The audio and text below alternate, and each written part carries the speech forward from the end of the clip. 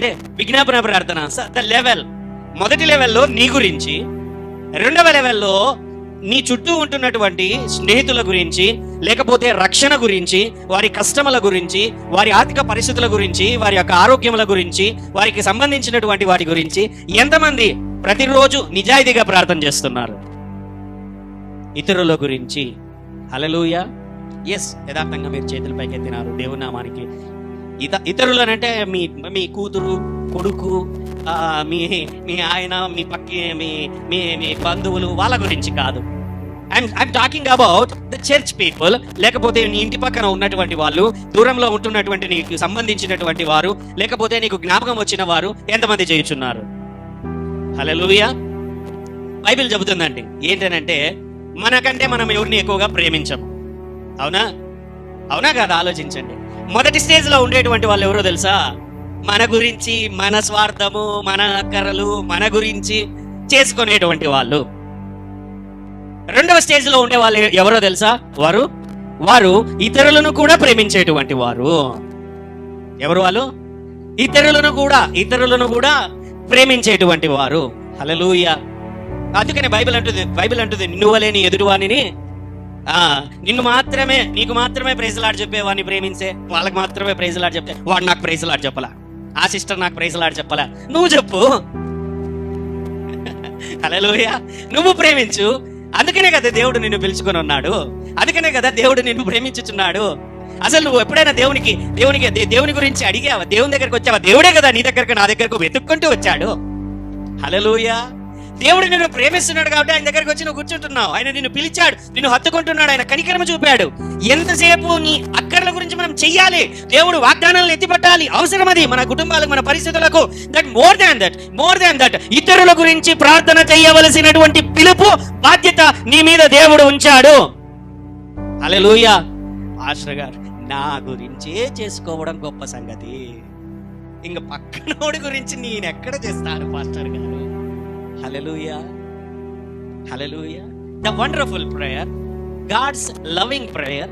దేవుడు ప్రేమించేటువంటి ప్రార్థన, ఇతరుల గురించి నువ్వు చేసేటువంటి ప్రార్థన. హల్లెలూయా. యోబు తన జీవితంలో సర్వాన్ని పోగొట్టుకున్న తర్వాత ముగ్గురు వచ్చారు, ఇంకొక ఆయన వచ్చాడు మధ్యలో. హల్లెలూయా. నలుగురు వచ్చారు. ముగ్గురు ఆయన పొడుస్తూనే ఉన్నాడు. నువ్వేదో పాపం చేసి ఉంటావు, నువ్వేదో తప్పు చేసి ఉంటావు, లేకపోతే నీకింత కర్మ ఎందుకు వచ్చింది, నీ జీవితం మీద ఎందుకు ఇంత శాపం వచ్చింది, ఎందుకు నీ చర్మం ఇట్లా అయిపోయింది, నీ సంపద అంతా వెళ్ళిపోయింది, పొడుస్తూనే ఉన్నారు వాళ్ళు. హల్లెలూయా. ఈ యోబు వచ్చి చెప్తున్నాడు, అయ్యా నేను ఏ పాపము చేయలేదయ్యా, ఏ పాపము నేను చెయ్యలేదు, పాపము చేస్తేనే ఇది రావాలనా అని తన ఆవేదనను పంచుకుంటూ ఏడుస్తూ ఉంటున్నాడు. నేను ఏ తప్పు చేయలేదు, కానీ దేవుడు నాకు అన్యాయం చేశాడనే మాటతో ఆ పక్కన ఉన్న నాలుగో వ్యక్తి అంటున్నాడు ఏంటి అంటే, దేవుడు ఎప్పుడు అన్యాయస్తుడు కాదు. హల్లెలూయా. దేవుని దూషించడం లేదు, నాకేదో అన్యాయం జరిగిందని దేవుని దగ్గరికి వెళ్ళి నేను మొరపెడతానంటున్నాడు. దేవుని దూషించడం లేదు ఆయన. హల్లెలూయా. వెంటనే దేవుడు సుడిగాలిలో నుంచి అతనికి దర్శనం ఇచ్చి, వ్యర్థమైన మాటలు మాట్లాడుతున్నావు యోబు, నువ్వు సరైన మాటలు మాట్లాడటలేదు, దేవుడు అన్యాయము చేయుట అసంభవము, సరే అని చెప్పి తన స్నేహితుల గురించి అతడు ప్రార్థన చేశాడు. ఎవరి గురించి? తనను పొడిచిన వారిని గురించి, తనను నానా మాటలు అన్నటువంటి వారిని గురించి. హల్లెలూయా. ఎప్పుడైతే వారిని గమనించి మనం ఆ స్టేజ్లో ఉంటాయండి, మనం కష్టంలో ఉన్నప్పుడు, నష్టంలో ఉన్నప్పుడు, ఇబ్బందులలో ఉన్నప్పుడు ఎవడైనా వచ్చి మనల్ని పొడిచాడనంటే మనం ఏం చేస్తాం సాధారణంగా? హల్లెలూయా. ప్రభువా నాకెట్లన్నా గానీ వాణ్ణి మాత్రం చూసుకో ప్రభువా నువ్వు. హల్లెలూయా.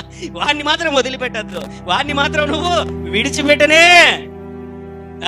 హల్లెలూయా. We should not be like that. మనం అలాగా ఉండుటకు మనము పిలువబడలేదండి. హల్లెలూయా.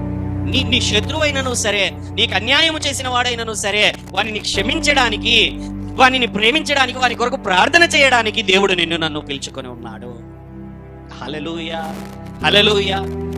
గమనించండి. ఎప్పుడైతే యోబు తన స్నేహితుల గురించి ప్రార్థన చేయగా బాగా గమనించండి, వెంటనే దేవుడు వారిని దీవించాడు. అంత మాత్రమే కాదు, ఇతన్ని ఎన్నో రెట్లుగా దేవుడు అతనిని మళ్ళీ తిరిగి సమకూర్చాడు. పోగొట్టుకున్న పరిస్థితులలో ఉంటున్నావా? నువ్వు చేయగలిగినటువంటి మంచి ప్రార్థన ఏంటో తెలుసా? నీ యొక్క శత్రువుల గురించి, నిన్ను పొడిచే వారి గురించి, నీ మిత్రుల గురించి, ఇతరుల గురించి నువ్వు విజ్ఞాపన ప్రార్థన ఎప్పుడైతే చేయడం ప్రారంభిస్తావో, దేవుడు నీ జీవితములలో అద్భుత కార్యము జరుగుట ప్రారంభిస్తాడు. ఆశ్చర్య కార్యములు జరుగుట, పోగొట్టుకున్న దానికి 7 అంతలుగా దేవుడు తిరిగి దయచేయగలిగిన వాడు. నీ జీవితంలో నీ శత్రువులు, నీ తోటి వారే, నీ పక్కన ఉన్న ఉద్యోగస్తులే, వారే నిన్ను ఇబ్బంది పెట్టి అవమానపరిచి నీకు నష్టము కలగజేసిన వారిని గురించి నువ్వు ప్రార్థన చెయ్యి. దేవుడు నీకు తిరిగి 7 అంతలుగా దయచేశాడు. వారిని క్షమించి వారికి కూడా కృప చూపేటువంటి గొప్ప దేవుడు మన దేవుడు. హల్లెలూయా, హల్లెలూయా. వారేదో నిన్ను అన్నారు, వారేదో నిన్ను బాధించారని నీ మనసు గాయపడినప్పటికీ కూడా వారిని మాత్రం నీ హృదయంలో కూడా నీవు శపించుకొనవద్దు. ఆమేన్, హల్లెలూయా. మొదటి ప్రార్థనలు, మొదటి స్టేజ్లో అందరూ ఉన్నారు. ఎందుకంటే అవసరతలు అందరికీ ఉన్నాయి. ఖచ్చితంగా అందరూ ప్రార్థన చేస్తున్నారు పిల్లల గురించి, వాటి గురించి. రెండవ స్టేజ్లో చాలా మంది లేరు. 100కి 10 మంది కూడా దొరుకుట కష్టమే. రెండవ స్టేజ్. మూడవ స్టేజ్ ఒకటి ఉందండి.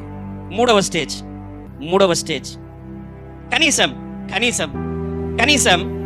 బాగా గమనించండి. హల్లెలూయా, కనీసం 1 గంట సేపు దేవుని ఎదుట కూర్చొని ఏ విజ్ఞాపన లేకుండా, ఏ ప్రార్థన లేకుండా, అవసరతల గురించి లేకుండా, బాగా గమనించండి, ప్రార్థనలో 3 భాగాలు అని చెప్పాను.